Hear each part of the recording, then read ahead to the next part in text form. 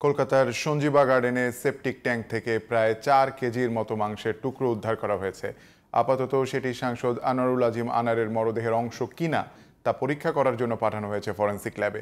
এদিকে সকালে এক ব্রিফিংয়ে ডিবি প্রধান হারুনুর রশিদ জানান, সংসদ সদস্য আনোয়ারুল আজিমের মরদেহ না পাওয়া গেলেও এ মামলার নিষ্পত্তি করা কষ্টকর হবে না।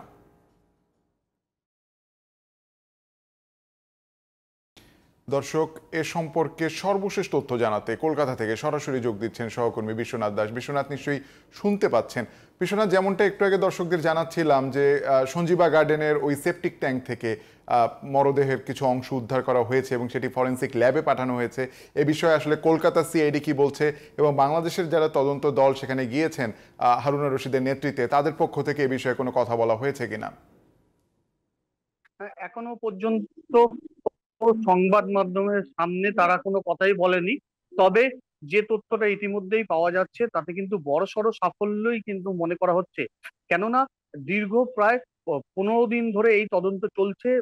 মৃত সাংসদের যে দেহ অংশ তা কিন্তু উদ্ধার করা সব থেকে বড় চ্যালেঞ্জ ছিল তদন্তকারী আধিকারিকরা, এবং কলকাতার সিআইডির সঙ্গে শুরু করে বাংলাদেশি যে তদন্তকারী গত 3 দিন ধরে তিনি কলকাতাতেই আছেন, এবং আজ সকালেও কিন্তু তিনি জানিয়েছেন যে ওই আবাসনের সেপটিক ট্যাঙ্ক পরীক্ষা করা খুব দরকার, কেন সেখানেও কিন্তু আমরা কোনো রকম তথ্য পেতে পারি।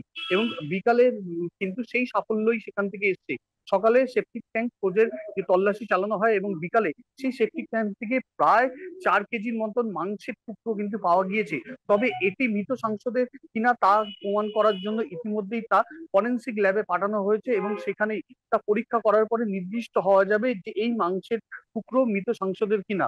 তবে আপাতত এতে বড়ই সাফল্য বলেই মনে করছে তদন্তকারী আধিকারিকরা, সেটা কলকাতা সিআইডি এবং বাংলাদেশের যে ডিবি প্রধান এসেছেন তিনিও কিন্তু মনে করছেন যে যেভাবে এই তদন্ত আগাচ্ছিল সেই ক্ষেত্রে কিন্তু মৃত সাংসদের যদি মাংসের দেহাংশ অর্থাৎ যদি না পাওয়া যেত সেই ক্ষেত্রে কিন্তু তদন্তে অনেকটাই ব্রেক পেতে হতে, এবং সেই ক্ষেত্রে আজকে এই যে মাংস অংশ পাওয়া গেছে প্রায় 4 কেজির মতন, তাতে কিন্তু তদন্তে অনেকটাই সুবিধা হবে এবং এই প্রক্রিয়া আগিয়ে নিয়ে যেতে কিন্তু অনেকটাই সুবিধা হবে তদন্তকারীদের, এবং এমনটাই মনে করা হচ্ছে। এবং এই মাংসের টুকরো তা মৃত সাংসদের কিনা সেই নিয়ে কিন্তু ফরেন্সিক ল্যাবে ইতিমধ্যেই পাঠানো হয়েছে, এবং তার পরীক্ষা বা নমুনা আসার পরেই কিন্তু নির্দিষ্ট হওয়া যাবে। এবং তদন্তকারীরা মনে করছেন যে প্রায় 4 কেজির মতো মাংসের টুকরো সেটি মৃত সাংসদেরই হতে পারে। তবে গোটা বিষয়টি ডিপেন্ড করতে হচ্ছে গিয়ে ফরেন্সিক ল্যাবের রিপোর্টের ওপরে।